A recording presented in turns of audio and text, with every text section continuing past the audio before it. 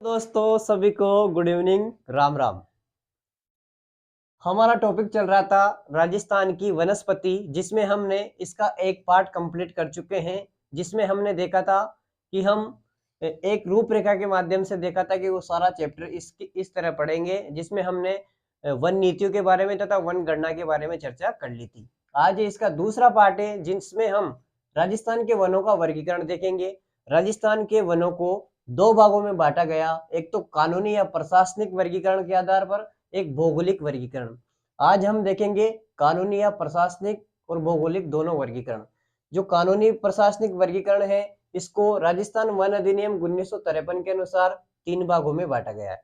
तो सबसे पहले बात करते हैं 3 भाग कौन कौन से है। तो सबसे पहला भाग है जिसमें बीकानेर में पाए जाने वाले वन, दूसरा बारां में पाए जाने वाले वन, और तीसरा है उदयपुर में पाए जाने वाले वन। तो सबसे पहले बात करते हैं कि बीकानेर में कौन से वन पाए जाते हैं। तो अवर्गीकृत वन, या फिर इनको अनक्लासिफाइड वन भी कहते हैं। अवर्गीकृत वन या फिर अनक्लासिफाइड फॉरेस्ट, जो कि 6.40% क्षेत्रफल पाए जाते हैं। ठीक है, 6.40% भाग पर मिलते हैं।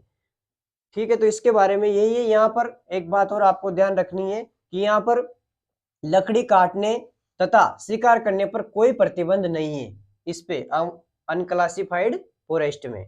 तो इस प्रकार से ये बीकानेर का अवर्गीकृत वन हो गया। फिर बारां की बात करते हैं। बारां में कौन सा वन पाया जाता है। तो बारां में रक्षित वन पाए जाते हैं, प्रोटेक्टेड फॉरेस्ट पाए जाते हैं, जो कि 56.55% भाग पर है, सर्वाधिक पर 56.55% भाग पर है। यहाँ पर लकड़ी तथा पशुचारण और शिकार पर सीमित छूट है। ठीक है, नॉर्मल आप पशुचारण कर सकते हो, शिकार कर सकते हो, लेकिन ज्यादा नहीं। उसके बाद में उदयपुर की बात करते हैं। जो तीसरा भाग है, उदयपुर में आरक्षित वन या फिर रिकवर्ड फॉरेस्ट पाए जाते हैं। ठीक है, रिजर्व फॉरेस्ट, सॉरी, आरक्षित वन या फिर रिजर्व फॉरेस्ट पाए जाते हैं। ठीक है, जो रिजर्व फॉरेस्ट है वो 37.5% भाग पर है, और यहाँ पर पशुचारण, शिकार, लकड़ी काटने पर पूर्णतः प्रतिबंध है। यहाँ पर किसी प्रकार की शिकार और लकड़ी नहीं काटी जाएगी, क्योंकि इन वनों का क्षेत्रफल घटता जा रहा है। इसलिए यहाँ पर ना तो किसी प्रकार का पशुचारण होगा, ना कोई शिकार होगा, ना किसी प्रकार से लकड़ी काटी जाएगी। तो इस प्रकार से हमने आज कानूनी वन देख लिए। इसके बाद में हम भौगोलिक वन देखेंगे। एक बार इसका रिवीजन करवा दूं मैं आपको कि बीकानेर में हमने अवर्गीकृत वन देखे, अनक्लासिफाइड फॉरेस्ट, जो कि 6.40% भाग पर मिलते हैं। यहाँ पर कोई प्रतिबंध नहीं है कि आप शिकार करो, कुछ भी करो, आपको छूट है। और जो 12 में रक्षित वन है, प्रोटेक्टेड फॉरेस्ट है, 56.5% क्षेत्रफल पर है, सीमित छूट है यहाँ पर शिकार और इस पे पशुचारण पर। और आरक्षित वन जो उदयपुर में है, रिजर्व फॉरेस्ट है, ये 37.5% भाग पर मिलते हैं। और पशुचारण, शिकार और लकड़ी और शिकार करने और पशुचारण, लकड़ी काटने पर यहाँ पर पूर्णतः प्रतिबंध है। अब देखेंगे हम भौगोलिक वर्गीकरण। अब बात करते हैं हम भौगोलिक वर्गीकरण की। तो भौगोलिक वर्गीकरण के आधार पर राजस्थान के वनों को 5 भागों में बांटा गया है। ये मोस्ट है, यहाँ से क्वेश्चन देखने को मिलते हैं। इस प्रकार से हम मैप के माध्यम से समझेंगे। तो सबसे पहले हम बात करते हैं, इधर पश्चिमी राजस्थान से स्टार्ट करते हैं। उष्ण कंटीले वन या फिर मरुद्भिद वन भी कहते हैं इसको। जो उष्ण कंटीले या मरुद्भिद वन है, इनकी विशेषताओं की बात करते हैं। तो ये 6.1% क्षेत्रफल पर ये पाए जाते हैं, 6.1% भाग पर मिलते हैं। और यहाँ पर 0 से 30 सेंटीमीटर वर्षा होती है। और इसका जो विस्तार है, JBBJ, जोधपुर, बीकानेर, बाड़मेर और जैसलमेर में ये पाए जाते हैं। पश्चिमी राजस्थान में कंटीली झाड़ियां मिलती हैं यहाँ पर, और केक्टस वृक्ष, ग्वारफाटा, डंडा थार और सेवण धामण घास मिलती है। और ये इसका महत्व के लिए बात करें तो ये महत्व है इसका कि मरुस्थलीकरण को रोकता है। कौन? ये मरुद्भिद या कंटीले वन, ये मरुस्थलीकरण को कम करता है। अब हम बात करते हैं इसकी उष्ण दोक या दोकड़ा वन। दूसरे की बात करते हैं उष्ण दोक या दोकड़ा वन। तो यहाँ पर जो वर्षा पाई जाती है वो वर्षा 30 से 60 सेंटीमीटर वर्षा होती है। ठीक है, और यहाँ पर इसका विस्तार की देखें तो ये वागड़ क्षेत्र में पाया जाता है। सॉरी, अलग की विशेषता है। ये जो उष्ण एवं दोकड़ा वनस्पति है, इसमें जो वर्षा पाई जाती है 30 से 60 सेंटीमीटर वर्षा पाई जाती है। और इनको अर्धशुष्क मरुस्थल में इसका विस्तार पाया जाता है। और प्रमुख वृक्ष से दोक वृक्ष, खेजड़ी वृक्ष, रोहिड़ा, बबूल, खेर और बेर के वृक्ष यहाँ पर आपको देखने को मिलते हैं।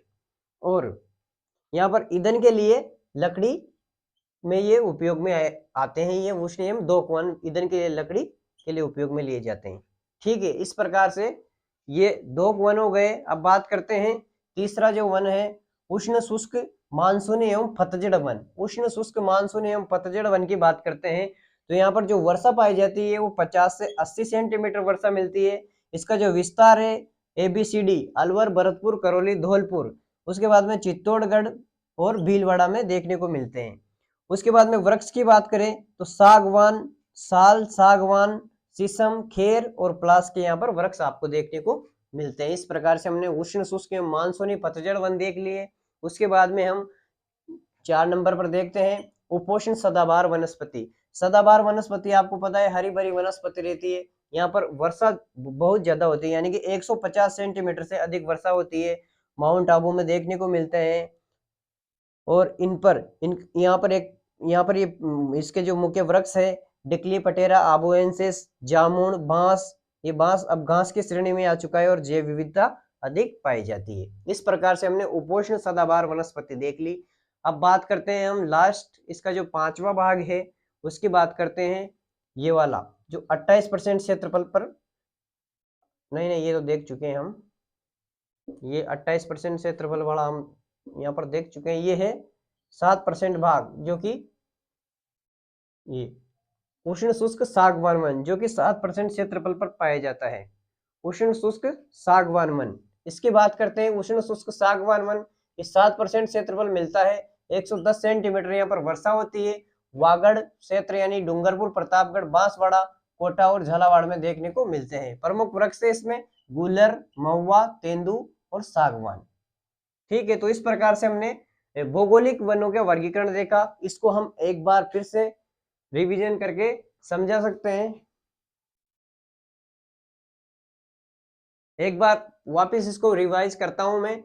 ये उष्ण एवं शुष्क सागवान वन, इनका औद्योगिक महत्व है। ठीक है, एक बार सारा मैं वापस रिवाइज करता हूं कि सबसे पहले हमने देखा कि उष्ण कंटीले या फिर मरुद्भिद वन जो कि पश्चिमी राजस्थान में देखने को मिलते हैं, जहां पर वर्षा होती है 0 से 30 सेंटीमीटर। JBBJ में इसका विस्तार है। जयपुर नहीं, जोधपुर, बीकानेर, बाड़मेर, जैसलमेर, सॉरी जयपुर निकल गया मुझसे, जोधपुर, बाड़मेर, बीकानेर, जैसलमेर। कंटीली झाड़ी, ग्वारफाटा, डंडाथोर नाम का एक वृक्ष होता है। सेवण या धामण घास मिलती है और मरुस्थलीकरण को कम करते हैं। उसके बाद में हमने बात करी उष्ण एवं धोक वन।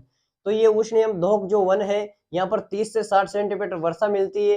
अर्ध शुष्क मरुस्थल में पाए जाते हैं ये। और धोक, खेजड़ी, रोहिड़ा, बबूल, खेर और बेर यहाँ पर प्रमुख वृक्ष है। उसके बाद में हमने बात करी कि ये उष्ण शुष्क मानसून एवं पतझड़ वन, तो ये 50 से 80 सेंटीमीटर पर पाए जाते हैं और 28% मिलते हैं राजस्थान में उष्ण एवं शुष्क मानसूनी या पतझड़ वन। 50 से 80 सेंटीमीटर वर्षा होती है। अलवर, भरतपुर, करौली, धौलपुर, चित्तौड़गढ़ और भीलवाड़ा में देखने को मिलते हैं। इसकी जो प्रमुख किस्में हैं वो है साल, सागवान, शीशम, खेर और पलास वृक्ष मुख्यतः है। उसके बाद में हम बात करते हैं उपोष्ण सदाबहार वनस्पति। ये उपोष्ण सदाबहार वनस्पति जो कि 1% क्षेत्र पर मिलती है, जहाँ पर बहुत ज्यादा वर्षा होती है 150 सेंटीमीटर से अधिक। और माउंट आबू में आपको देखने को मिलती है। प्रमुख वृक्ष है डिक्लीपटेरा आबोएंसिस, जामुन, बांस। जो बांस है वो घास की श्रेणी में आ चुका है और यहाँ पर जैव विविधता अधिक पाई जाती है। तो इस प्रकार से हमने ये देख लिया। और लास्ट की बात करते हैं। जो लास्ट इसका 5वां प्रकार है वो ये है उष्ण शुष्क सागवान वन जो कि 7% क्षेत्रफल पाया जाता है और 110 सेंटीमीटर वर्षा होती है। वागड़, कोटा और झालावाड़ में देखने को मिलता है। गुलर, महुआ, तेंदू, सागवान प्रमुख वृक्ष है और औद्योगिकरण के लिए ये उपयोग में आया जाता है। इसका महत्व औद्योगिकरण में बहुत ज्यादा है। इस प्रकार से हमने आज की क्लास में वनों का वर्गीकरण देखा। अब अगली क्लास में हम इसके आगे से आगे का देखेंगे। Thank you.